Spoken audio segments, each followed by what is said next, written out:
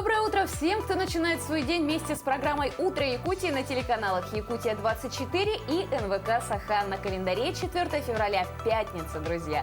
И это утро с вами начинаем мы, Руслан Ачиров и Полина Долинская.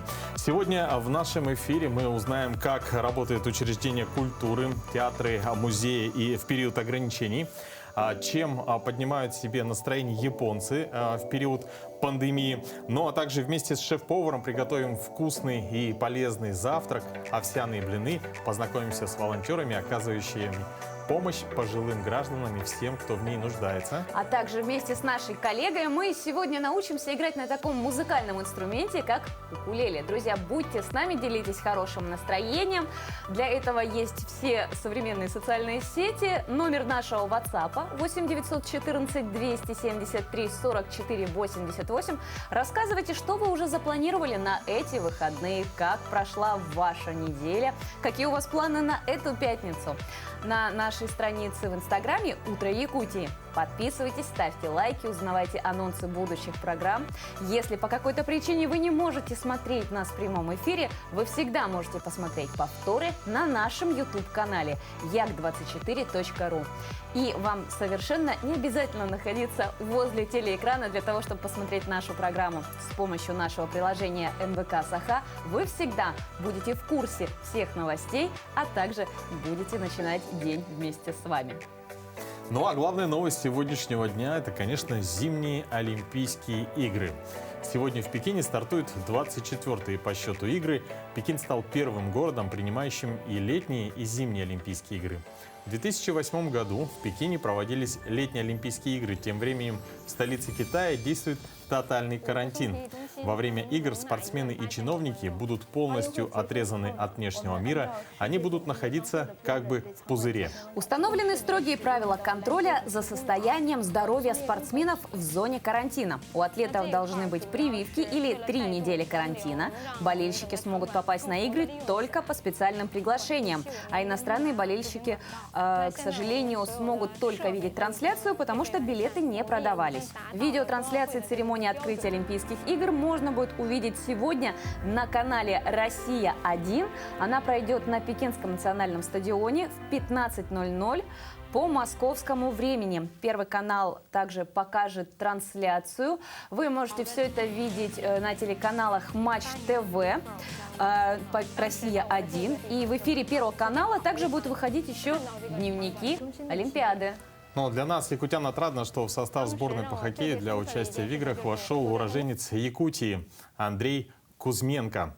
Пока он числится среди запасных, но заместитель министра спорта Александр Бугаев в ходе прямого эфира в соцсетях выразил надежду, что он все же выйдет на лед. Ну что, будем следить за соревнованиями и напомним, что в 2010 году по женскому хоккею Зоя Полунина стала первой российской зимней спортсменкой, представляющей Якутию в составе сборной страны на Олимпийских играх. Ну и еще раз напомним, что сегодня открытие зимних Олимпийских игр. Трансляцию можно будет увидеть в прямом эфире на телеканалах «Россия-1» в 15:00 по московскому времени, друзья. А следить за Олимпиадой, за нашими спортсменами, болеть за нашу российскую команду, а также за наших якутян, все это можно делать на телеканалах «Россия-1», Первый канал, Матч ТВ. И обязательно смотрите дневники. Кстати, Руслан, у тебя с этим как дела? Запланировал ли ты уже просмотры? Запасы ли ты там флагами, дуделками, гремелками, чтобы поболеть? Ну, обязательно, конечно, если будет достаточно времени, я постараюсь посмотреть Олимпийские зимние игры, тем более, что уже давно не было таких вот значимых соревнований. Но и, кстати, хотелось бы отметить, что если, в принципе, к спортивным, да, соревнованиям, к онлайн-трансляциям мы уже более-менее привыкли, то вот формат онлайн-спектаклей театров появился не так давно. Русский драматический театр имени Пушкина в связи с вынужденными ограничениями и запретом встреч со своими зрителями с февраля начал онлайн-показы спектаклей. О том, как они проходят, как виртуально теперь смотреть премьеры, расскажет Александр Лобанов, директор и художественный руководитель Русского драматического театра имени Пушкина. Александр Александрович, доброе утро. Доброе утро. Формат онлайн-спектаклей для вашего театра совсем нов или в прошлом году он был точно таким же? Ну, конечно же, это уже повторы. Спустя год фактически мы вновь переходим на онлайн, но все мы сейчас заложники этой ситуации. И я думаю, может быть, где-то это и на пользу пойдет нам и нашим зрителям. Мы сможем вспомнить, какие спектакли были у нас в репертуаре, какие спектакли есть в репертуаре. Ну и не обойдемся без премьер. Да, вот с февраля вы уже полностью работаете работаете онлайн. Как формировался репертуар? Все ли спектакли подходят для такого формата? И главное, где теперь смотреть ваши постановки? Ну, сейчас для всех уже приемлемая площадка — это YouTube. И, в принципе, выбор, слава богу, у нас за эти годы довольно-таки большой. Мы постарались на репертуар февраля в онлайн-показе все-таки соблюсти такой баланс между действительно спектаклями, которые у нас есть в репертуаре, и которые у нас были в репертуаре, которые были выше. Это архивные записи, и я надеюсь, что многим придется по душе именно наш репертуар, который на феврале месяц, потому что мы постарались здесь и сохранить интерес и классическим постановкам, и не обошлось и без постановок грандиозного режиссера Сергея Потапова. Я думаю, что, в принципе, довольно останутся все. Если пробегать просто по списку, да, это комедия «Красотка и Сияма», это булгарские «Мертвые души», это чеховская «Чайка», чеховский «Вишневый сад», нас обвенчает при Фужана Нуна, это «Семеро святых» Улицкой, это «Премьера», «Своя кровь» Владислава Левочкина, это «Страсти по ямщику» Василия Таршава. А что как раз-таки касается премьеры спектакля «Своя кровь», вы его как-то адаптировали под онлайн-формат? Или вот как мы сможем увидеть это, вот, само восприятие будет вот этой постановки? Или это как в театре, вот, как будто бы полное погружение в действие? Ну, конечно же, полное погружение перед экраном, не знаю, там, телевизора или гаджета, конечно же, невозможно. В принципе, все-таки театр — это когда находятся люди по обе стороны, то есть кто-то на сцене, кто-то в зрительном зале. И максимальные эмоции все-таки, они доступны только находясь в зрительном зале. Это уже безусловно. Но в данной ситуации мы вынуждены, конечно же, максимально попробовать передать тот или иной спектакль для зрителей, чтобы они смогли его оценить, вспомнить. Это полноценные телевизионные версии, которые мы снимаем постоянно. Каждый спектакль у нас снимается. Это и для архива театра, это и для архива нашего фонда. Я думаю, что, в принципе, зрители останутся довольны в любом случае, потому что в такой период, как сейчас, мы вынуждены работать дистанционно и соприкоснуться с театром хотя бы так. Я думаю, что это все равно есть какое-то решение для наших зрителей и для любителей театра. Скажите, а вот по спектаклю «Своя кровь» это кто автор и режиссер этого спектакля, и кто будет задействован в премьере? Да, это действительно интересная премьера. Чем она интересна? Ну, во-первых, скажем то, что в свое время, не так давно, состоялась лаборатория современной драматургии. Были отмечены определенные пьесы, которые потом предлагались к постановке. Вот одна из них — это именно «Своя кровь». Автор довольно-таки известный в кругах отрасли культуры нашей. Это Владислав Левочкин. По совместительству, не знаю, как точнее сказать, это первый зам министра культуры и духовного развития Республики Саха-Якутия. Но мало того, он еще и творчески довольно-таки интересный человек, который уже давно. И у нас, на самом деле, это уже не первое знакомство, но то, что мы взяли постановки драматургии, это впервые. Именно вот пьеса «Своя кровь», Постановка ставилась к фестивалю «Диалоги», которые прошли в ноябре месяце прошлого года в Москве. Это уже третий по счету международный фестиваль, где спектакли состоят из 2 актеров. И, конечно же, будем надеяться на лучшее, и что в будущем все-таки ограничения снимут. А вот какие спектакли нас ждут в марте, какие премьеры в работе? Тем более, что как раз-таки год знаменателен тем, что отмечается столетие Якутской АССР. И также гастрольные туры. Планируются ли они в этом году? И также, куда вы поедете? Планируете ли вы поездку в Ярославль? Вот так сразу, куда же вы планируете? Планируете ли вы поездку в Ярославль? Все сразу, да? Ну, хорошо. Да, действительно, этот год у нас отмечается столетие автономии республики и присоединенного летию вхождения в состав российского государства. И очень много именно мероприятий, премьер, которые касаются именно то есть в рамках мероприятий к столетию республики. Сейчас, в данный момент, мы стараемся тоже не включаться от личного мира и стараемся подготовиться к марту месяцу. Надеемся, что в марте как минимум мы сможем выйти уже на зрителя. И здесь мы готовим как премьерные постановки, так и спектакли, которые восстанавливаются. Это будут дни Турбиных, мы восстанавливаем их, это будет «Созвездие Марии». Опять же, они еще своего рода первый шаг к 250-летию Петра I, который также отмечается в этом году.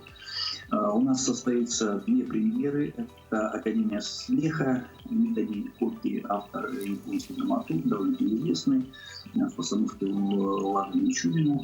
И еще одна поэтическая музыкальная вещь «Весна души» по мотивам произведения Куприна, Бунина и Кузьменко. Я думаю, что это будет интересный такой подарок для всех, как для женщин 8 марта, так и для мужской половины. Довольно-таки хороший проект, который должен быть по вкусу всем нашим зрителям. Но мы будем надеяться, что действительно мы все-таки дождемся и вашего гастрольного тура, и также в скором времени сможем посетить театр, увидеть это тоже все. должен состояться в августе месяце. Спасибо вам большое, желаем вам дальнейших успехов. Будем мы, конечно же, ожидать всех этих премьер, а также посмотрим с удовольствием весь ваш репертуар. Друзья, а в данный момент мы прервемся на небольшую паузу, и совсем скоро вы узнаете еще больше полезной и интересной информации.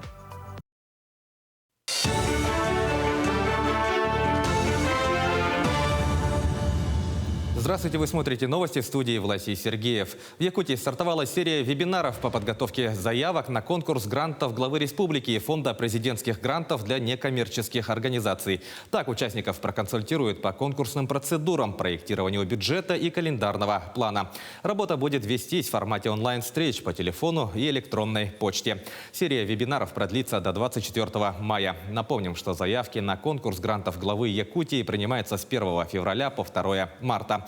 В этом году общая сумма грантов превысит 97 миллионов рублей по 23 социальным направлениям и тематикам. В минувшем году в Якутии на геологоразведку направили порядка 28 миллиардов рублей. Основную часть суммы в размере 26 миллиардов направили недропользователи. Остальная часть была выделена из федерального и республиканского бюджетов. По итогам геологоразведочных работ в 2021 году якутские недропользователи нарастили запасы серебра почти в 6 раз, до 125 тонн. Прирост газа составил 76 миллиардов кубометров, а общераспространенных полезных ископаемых – 50 миллионов кубометров. Министерство труда России рекомендовало перевести на удаленку максимальное число сотрудников с учетом текущей эпидобстановки. Соответствующий документ утвердили на заседании Российской трехсторонней комиссии по регулированию социально-трудовых отношений. Отмечается, что численность работников, которых можно перевести, определяет сама организация. При этом удаленка с сохранением объема работы не должна стать поводом для сокращения зарплаты. В настоящее время в России дистанционно работают порядка 3 миллионов человек. В 2022 году в селе Чамчаурто Ленского района появится высокоскоростной 4G интернет. Это стало возможным благодаря включению населенного пункта в федеральный проект «Информационная инфраструктура» национальной программы «Цифровая экономика». Сельские населенные пункты, в которых будет проведен высокоскоростной интернет, выбирались путем голосования на сайте госуслуг. В каждом населенном пункте, где мы провели оптоволокно, будет установлена усиленная связи до формата 4G.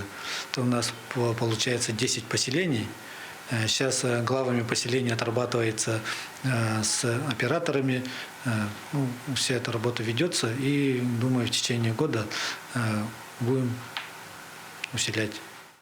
Добавим, что остальные населенные пункты Ленского района, у которых есть технические возможности подключения к 4G, в скором времени также будут подключены к мобильной связи за счет средств района.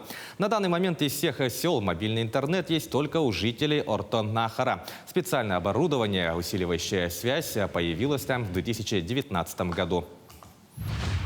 Всероссийскую экологическую акцию «Укорени свою любовь» запустили в честь предстоящего Дня всех влюбленных. Организаторы предлагают всем желающим подарить любимым людям сертификаты на настоящие деревья, которые высадят волонтеры на пострадавших территориях от лесных пожаров и других бедствий. Чтобы посвятить своим половинкам лес, на сайте посадилес.ру необходимо выбрать желаемое количество деревьев и внести пожертвования. После посадки за деревьями будут ухаживать лесники и добровольцы.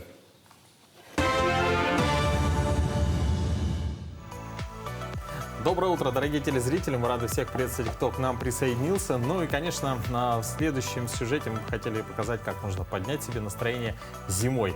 Так, в ледяном полюсе Асигакуба в японском городе Йокозе, префектуры Сайтамо, раскинулся настоящий сад из сосулек, который привлекает сотни посетителей своей иллюминацией. Замерзшие глыбы льда освещаются разными цветами и создают атмосферу настоящей сказки. Взглянуть на сверкающие сосульки могут не только посетители, но и пассажиры поездов, проносящихся вдоль ледяного сада. Как рассказали сотрудники, сосульки создаются искусственно. Под нами протекает ручей. Мы несем воду вверх по его течению и льем ее. В середине склона есть шланги и разбрызгиватели, которыми мы распыляем воду, чтобы образовался лед. Сотрудник Ассоциации туризма также отметил, что из-за коронавируса приходится регулировать количество посетителей. В этом году из-за коронавируса мы ограничиваем количество посетителей, которые могут посмотреть ледяные образования. До 500 человек в час. По субботам, воскресеньям и национальным праздникам проводятся световые представления, но на них нужно предварительное бронирование. Сами посетители отмечают, что сказочный ледяной сад во время пандемии стал тем местом, которое может приободрить и повысить настроение. Я думаю, если мы сможем время от времени посещать такие мероприятия, то это немного поднимет нам настроение. Мне кажется, что в Японии так принято проводить время, потому что все умеют веселиться, соблюдая правила приличия. Ледяной сад существует уже 9 лет, на протяжении которых продолжает привлекать посетителей столичного региона Токио и людей из других областей. Действительно, зрелище очень завораживает, но единственное, конечно, расстраивает, что это такое сезонное явление, потому что с наступлением тепла любой лед тает. А вот вы можете представить, что белые морозные узоры не тают у огня, теплые на ощупь, еще и украшают ваш быт. Это холмогорская резьба по кости. Она одна из самых узнаваемых видов народного творчества Архангельского севера. Народные умельцы создавали из кости ларцы, табакерки, гребни, шкатулки, настольные туалетные комоды, игольники, кубки, вазы и даже мебель. В постоянной экспозиции Национального художественного музея хранятся эти предметы 18-19 веков. Уникальным видом декоративно-прикладного искусства является резьба по кости. Истоки ее в 17 веке, когда стали известны славные мастера резьбы по рыбьему зубу. Так назывался моржовый клык. Центром этого промысла стали Холмогоры, родина великого Ломоносова. И в то время лучшие холмогорские резчики, они приглашались в Москву в оружейную палату, инкрустировали оружие, изготавливали ларцы для святынь, изделия для императорского двора.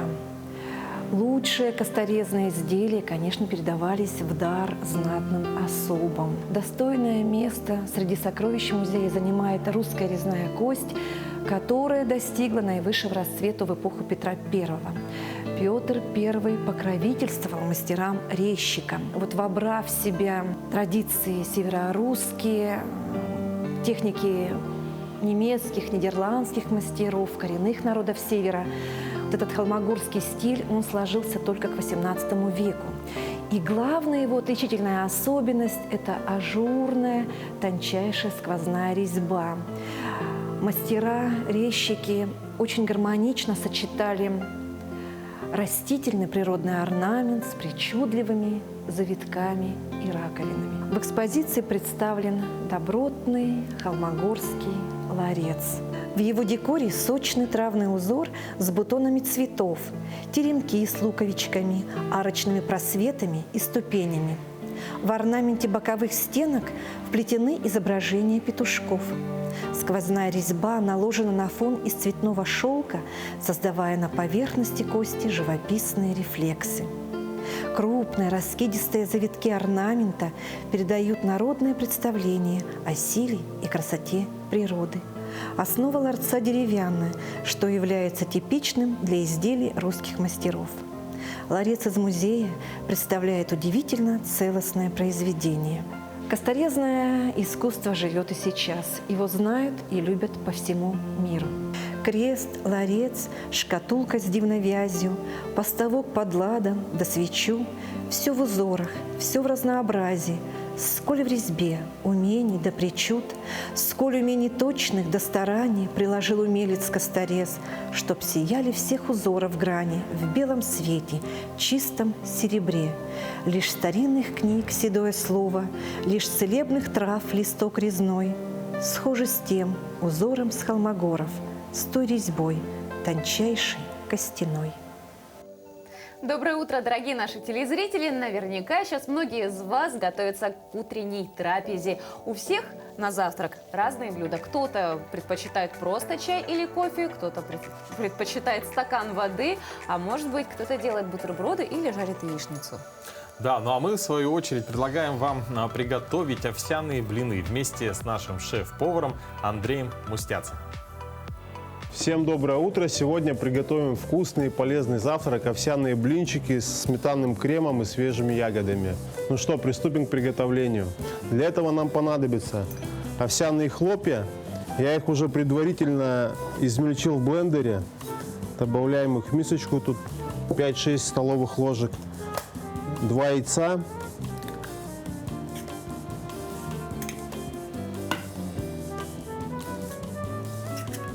Буквально щепоточку соли, ложка меда чайная,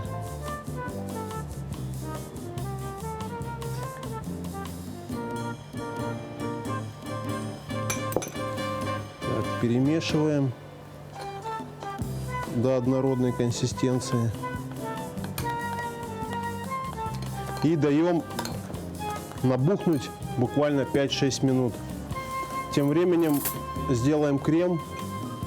Возьмем сметану примерно жирности 15%, свежие ягоды и немного меда.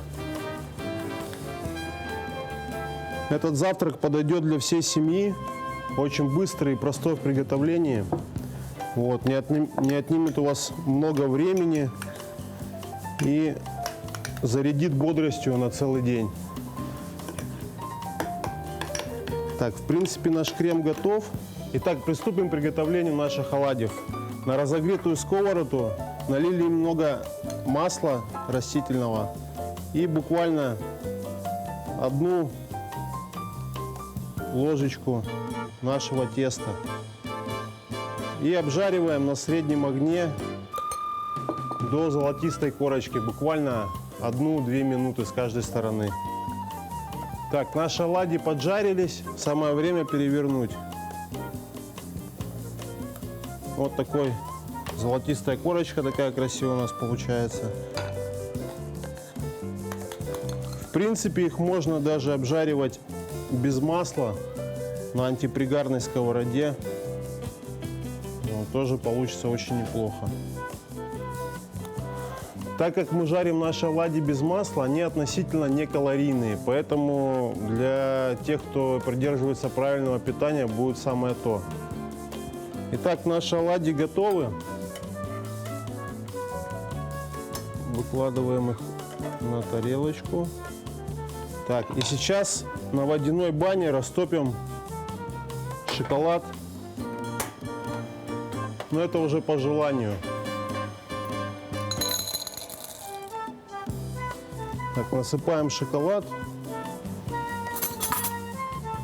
и кусочек сливочного масла. Ждем, пока все это растопится. Пока растапливается шоколад, займемся сборкой нашего блюда. Так, на тарелочку выкладываем один оладушек и смазываем нашим сметанным кремом с ягодами. Можно сметанный крем заменить на творожный сыр или на ваш любимый топпинг. Так, сверху второй. Также смазываем кремом.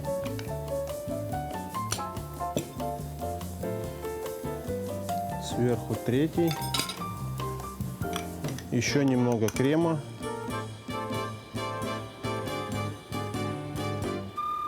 Украшаем ягодами.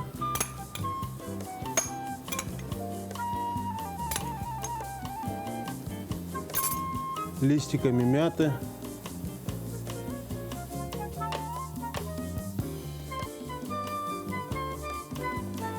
Так, наш шоколад растопился. И можно украсить еще растопленным шоколадом.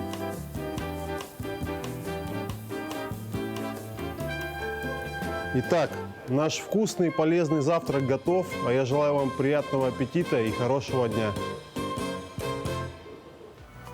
Друзья, надеемся, что вы также вкусно позавтракали вместе с нами или хотя бы порадовались тем красивым картинкам, тем, кто на диете.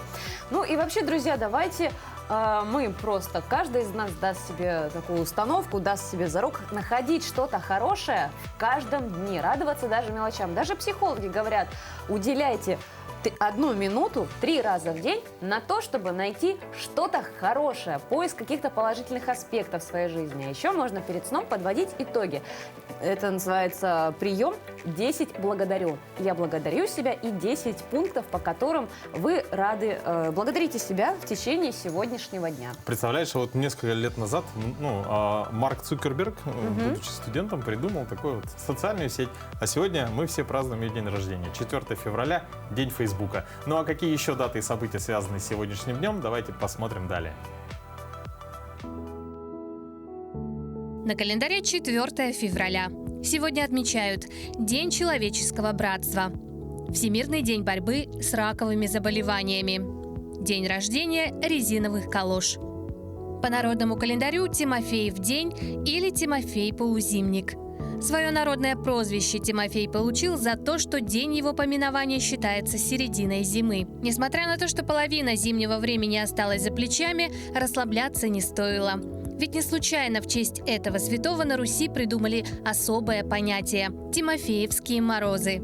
Считалось, что именно с Тимофеева дня начинались самые жестокие вьюги и метели. В этот день научной общественности впервые представили неандертальца. Фирма Rolls-Royce учредила для своих автомобилей знаменитую эмблему – фигурку в виде крылатой женщины, склонившуюся перед прыжком вперед. Ученые неопровержимо доказали, что носителем наследственной информации, материалом генов, является ДНК. Сегодня 18 лет исполняется социальной сети Facebook. В этот день родились Сергей Демянчук, российский певец-вокалист группы «Премьер-министр». Михаил Пришвин, русский и советский писатель, автор произведений о природе. Сергей Гриньков, советский и российский фигурист, двукратный олимпийский чемпион. Именины сегодня празднуют Анастасия, Гавриил, Георгий, Ефим, Иван, Иосиф, Леонтий, Макар, Николай, Петр, Тимофей и Яков.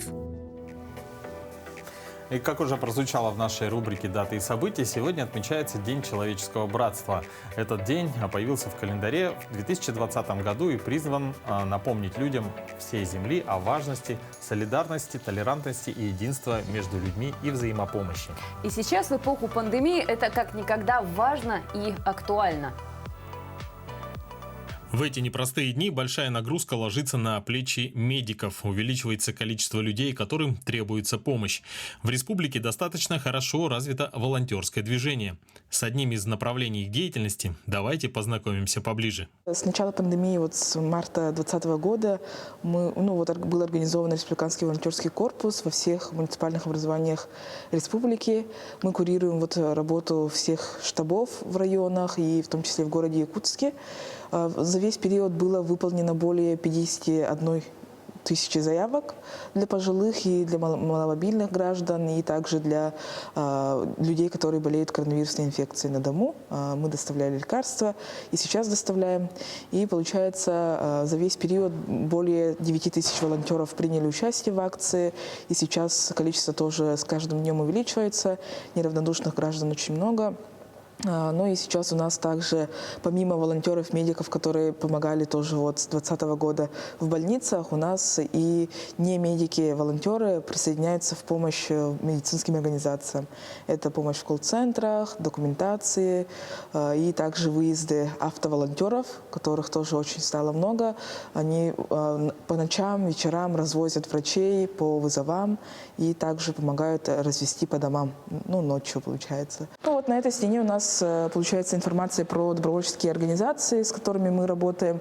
И с прошлого года еще у нас базируется штаб по пожарам, по профилактике пожаров.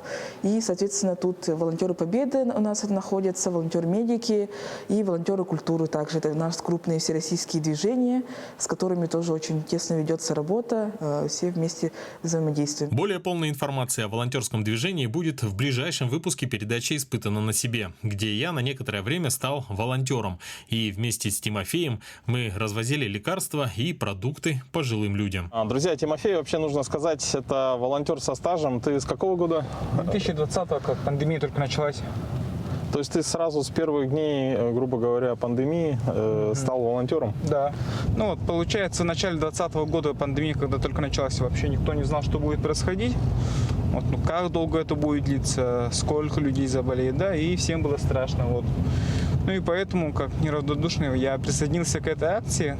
Получается, мы на почту организации отправляем свой QR-код, о том, что переболели или получили вакцину.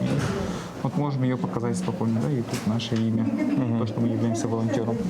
То есть это выдается всем волонтерам, которые зарегистрировались. Ежедневно волонтеры получают слова благодарности от тех людей, которым они помогли. Но этим поощрение волонтеров не ограничивается. У волонтеров есть волонтерская книжка, где проставляется количество часов, сколько времени, сколько часов, в каком мероприятии они провели, вообще в целом, и в том числе во время коронавируса. И, соответственно, это будет дополнительными баллами при поступлении в вузы для студентов СПО и для школьников, плюс еще для студентов-медиков также при поступлении в ординатуру тоже дополнительно баллы прибавляются. Быть волонтером значит делать добро и помогать нуждающимся людям. Если у вас есть желание и возможность оказать любую помощь, вы можете сделать это, вступив в волонтерские ряды. Какие молодцы эти ребята! А мы, в свою очередь, тоже призываем вас присоединиться к волонтерскому движению и помочь тем, кто в этом нуждается. К тому же психологи говорят, что когда помогаешь, тебе самому становится легче переносить невзгоды и трудности. И продолжая эту тему волонтерства, мы сейчас свяжемся с городом Мирным. С нами на связи в нашей студии руководитель городского волонтерского штаба Ольга Шаманаева. Ольга, доброе утро! Доброе утро всем! Расскажите, как у вас сейчас обстановка в городе в связи с COVID-19 и вообще много ли волонтеров задействовано, как и кому оказывается помощь? В данный момент, как мы знаем, к сожалению, наш район находится в тройке лидеров по заболеваемости, и помощь волонтеров, конечно же, большая оказывается в эти дни. В Мирном работает около 20 человек, так же, как и во всей республике. Мы доставляем лекарства и продукты пожилым людям, людям маломобильным, тем, кто находится в режиме самоизоляции.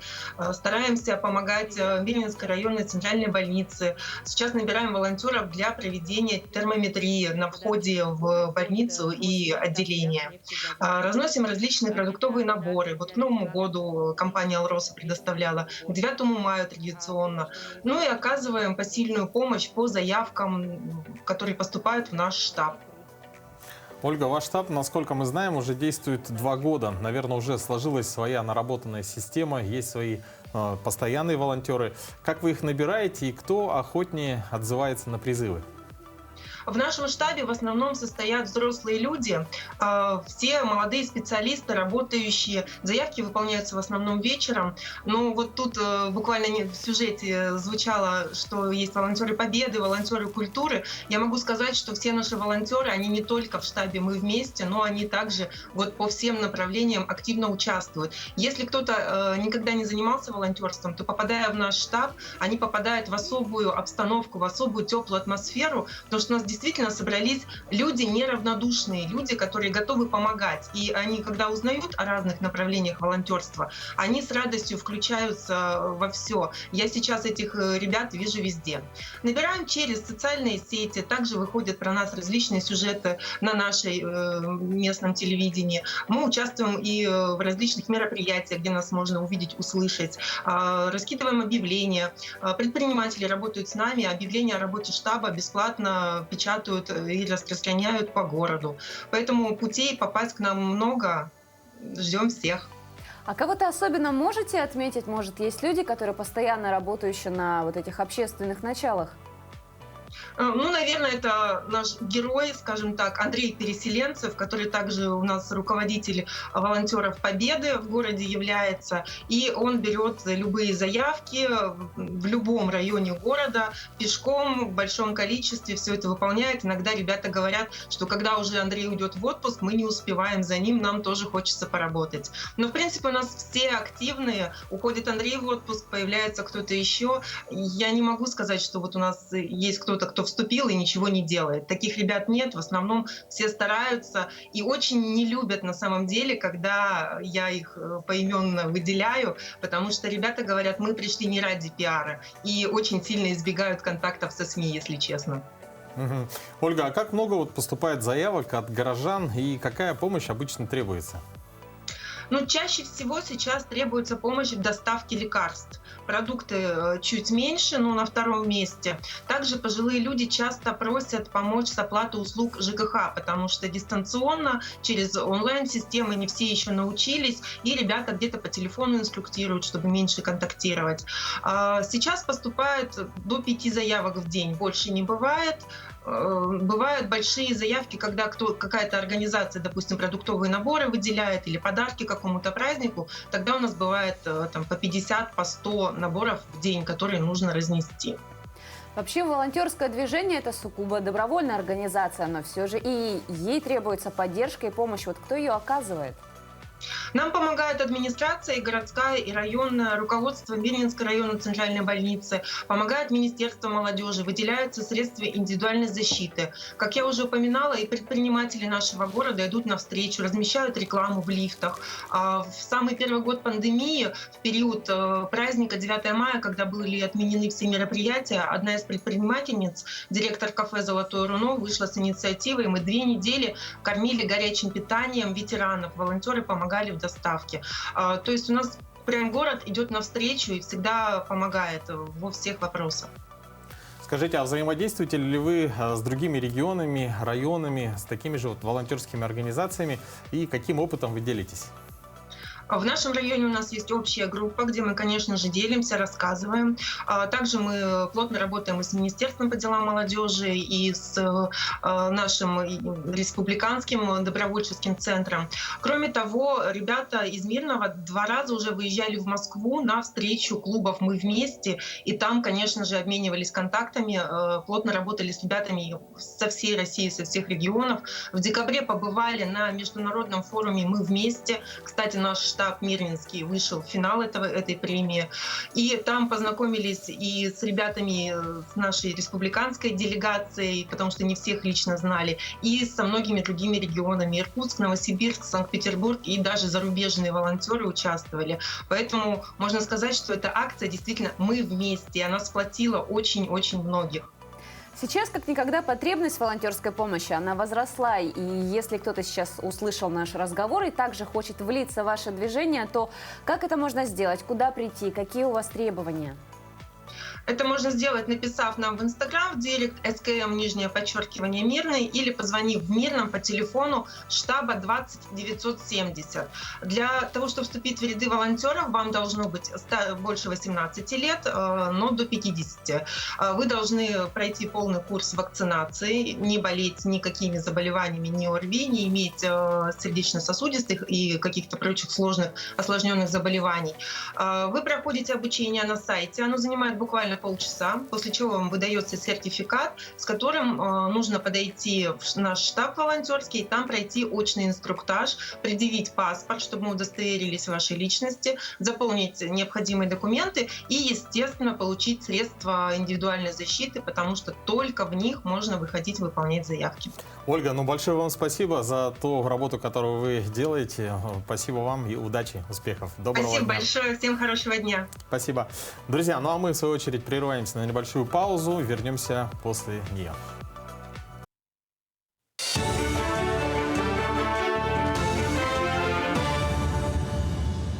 Доброе утро, коллеги. Мы продолжаем рассказывать о главных событиях в жизни республики. Представители Комитета по делам Арктики и профильных министерств региона в режиме онлайн обсудили сотрудничество в сфере обеспечения продовольственными товарами арктических районов республики в рамках Северного завоза. Одним из самых перспективных и выгодных направлений может стать маршрут Петербург-поселок Черский по Северному морскому пути. Эксперты считают, что в целом за сезон можно будет доставить не менее 9000 тонн продовольствия и других грузов. Ранее сообщалось, что в 2022 году объем поставок из Петербурга в Арктику превысит 300 000 тонн. Конкурс среди педагогов, посвященный столетию образования Якутской ССР, пройдет в республике. Прием заявок начнется 5 марта. Принять участие могут педагогические работники со стажем не менее 5 лет, которые ведут программы основного, общего и дополнительного образования, в том числе ведущие программы наставничества. Жюри будет учитывать достижения обучающихся и эффективность использования современных образовательных технологий. По итогам конкурса определят 100 лучших педагогов, которые получат специальные премии по 100 000 рублей. В прокуратуре республики продолжается прием граждан. В Якутске начальник управления Генпрокуратуры по Дальнему Востоку Андрей Мандахонов лично встретился с гражданами и ответил на проблемные вопросы. На встрече присутствовали прокурор республики Максим Попов и руководители контрольно-надзорных правоохранительных органов и организаций. Помимо очной встречи, граждане обращались и по видеоконференц-связи. По итогам приема начальник управления Андрей Мандахонов поручил по всем нарушениям прав незамедлительно организовать проверки и принять эффективные меры. С учетом суровых климатических условий для жителей республики особо актуальными являлись вопросы обеспечения надлежащего температурного режима в жилых помещениях. Потребовали разъяснения вопросы, связанные со сменой управляющей организации, обеспечения горячим водоснабжением. Участник долевого строительства, проживающий в Чурапчинском районе республики, сообщил о нарушении сроков завершения строительства проблемного объекта, расположенного по улице Ленина, села Чурапча. Затронуты заявителями вопросы реализации трудовых прав. Поводом для обращений граждан стали также вопросы нарушения разумных сроков при расследовании уголовных дел, проведении процессуальной проверки по фактам хищения денежных средств. В В целях предотвращения распространения коронавирусной инфекции Национальная библиотека обслуживает читателей только по предварительной записи. Так, в день в читальные залы библиотеки приходят не более 150 человек.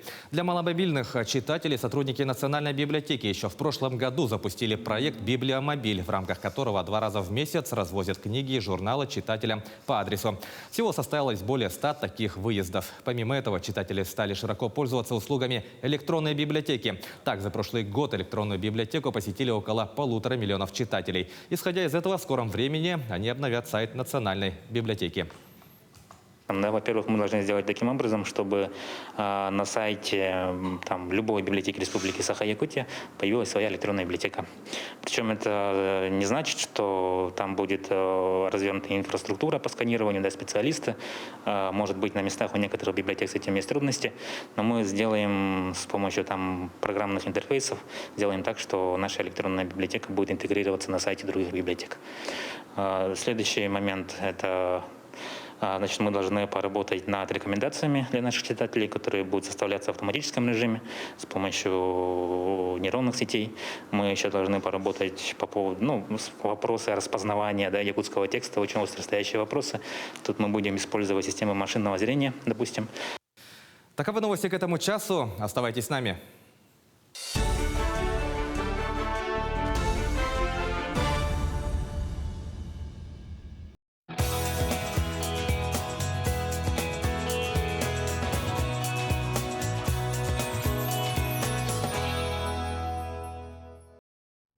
Спасибо, ну а мы в свою очередь желаем вам бодрого утра. Но ничто так не поднимает настроение, как все новое и неизведанное. Ой, мне очень нравится открывать для себя новые города, новые какие-то места посещения интересные. Ну, на самом деле, да, сейчас особо не разъездишься и придется ждать более лучших времен. Но новое интересное занятие, к примеру, можно найти даже никуда не выезжая. Наша коллега Катерина Винокурова на днях училась играть на таком популярном сейчас музыкальном инструменте, как укулеле. Давайте посмотрим, что из этого получилось. Вот эти вот малышки остаются популярными вот уже несколько лет, и причем по всему миру. А многие начинают свой путь в музыку именно с этого инструмента. Речь идет об укулеле. Я думаю, вы уже догадались. Сегодня мы узнаем, почему этот инструмент остается популярным и почему люди стремятся на нем играть. Укулеле, или как ее еще называют гавайская гитара, давно и прочно заняла свое место в мировой музыкальной культуре. А научиться основам игры на этом инструменте можно буквально за 5 минут. В течение одного дня я уже начала играть и уже начала преподавать. Когда мы обучаем людей игре на укулеле, результат может быть прям через 5 минут даже, да, определенные мелодии даже можно сыграть за 40 секунд, да, ученики бывают в шоке. Но если смотреть, например, именно примеры Лены, да, конечно, музыкальное образование, ее знания, ее педагогические именно навыки способствуют тому, что она это прям впитала. Кроме того, у укулеле есть еще много плюсов. На ней можно сыграть все, что угодно. Она не занимает много места по сравнению с другими инструментами и практически не требует никакого ухода. Инструмент идеально подходит для начинающих музыкантов, потому что научиться играть на нем действительно проще, чем на классической гитаре. Гитара, человек, когда увидит гитару, если ребенок увидит гитару, то он подумает, что это огромный инструмент, и на нем очень сложно, чисто образно говоря, да. Вообще даже любой человек, да, взрослый человек, пусть даже ребенок, они очень легко воспринимают этот инструмент по виду. Я была именно тем человеком, который не взял гитару, да, по той самой причине, что она какая-то большая, какие-то струны у нее такие, да, психологически, да. Как-то отталкивает, да? Да, по идее, у меня была гитара, но я не могла научиться на ней играть, просто думая о том, что у меня не получится. Как различаются вокальные голоса, так и укулеле делится на несколько видов. Основные из них — это сопрано, концерт и тенор. Отличаются они по звуку и тембру. Начать играть можно с любого вида. Главное — взять инструмент в руки, и вы сами поймете, что он действительно ваш. Вот. Опять 0. Отлично. Все, узнали мелодию? Да. С днем рождения тебя! Вот. Все мы знаем, что музыка — это отличный антидепрессант, а игра на инструменте всегда положительно сказывается на нашем организме, развитии и настроении. И совершенно не важно, сколько вам лет, ведь учиться никогда не поздно.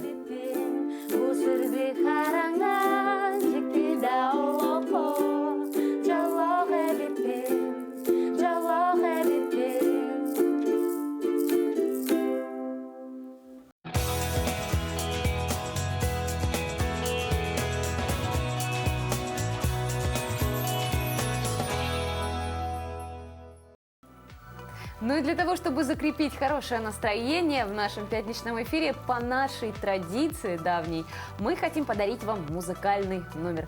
Не просто номер, а еще и вспомнить летние деньки, когда мы могли подниматься на крышу и вместе с нашими артистами подпевать песни о счастье. Да, действительно, давайте предлагаем вашему вниманию песню о любви. Семен Чистоедов. Я не знал, что где-то на земле я встречу ту, что мне снилось, кем сердце томилось сон. И твою в унисон я искал, но не нашел пути. Осталось лишь простить последний раз, но посмотри. Плачет сердце мое, легко тобою забыто, но хочет любить, хотя оно разбито. Песня о любви, скрывая голос, и я сошел с ума, совсем забыв про гордость. Танец под луной, как это было мило, и этой ночью сердце ты мое разбила. Мелодия любви была жива и пелась, и только всю тебя мне целовать хотелось. Но вечная любовь все то, о чем просила, так неосторожно сердце мне разбила.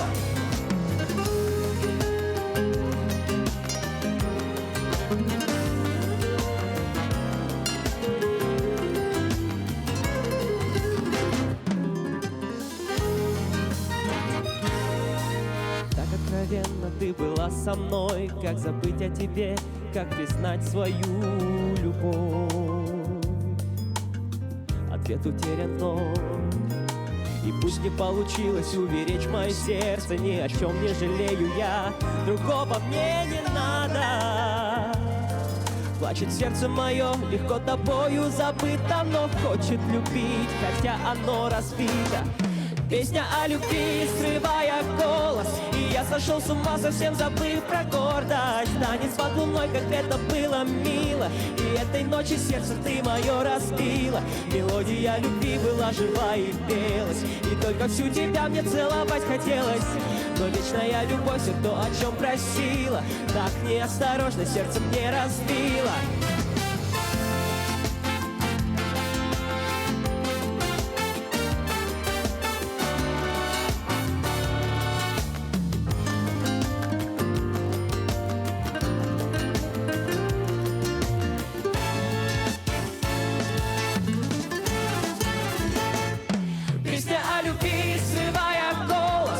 Сошел с ума, совсем забыв про гордость. Танец под луной, как это было мило, и этой ночью сердце ты мое разбила. Мелодия любви была жива и пелась, и только всю тебя мне целовать хотелось. Но вечная любовь все то, о чем просила, так неосторожно сердце мне разбила.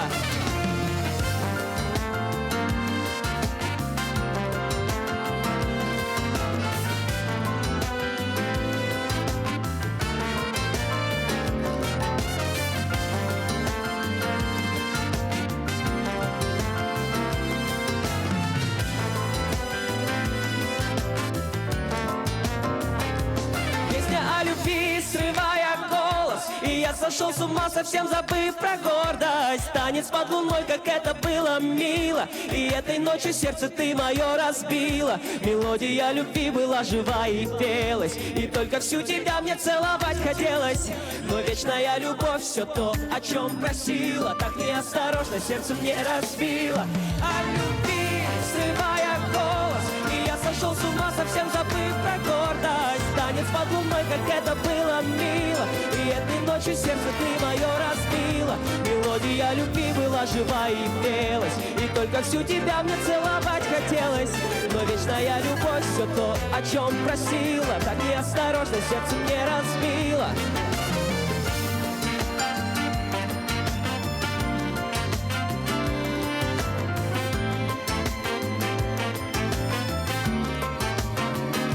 Мелодия любви была жива и пелась, и только всю тебя мне целовать хотелось.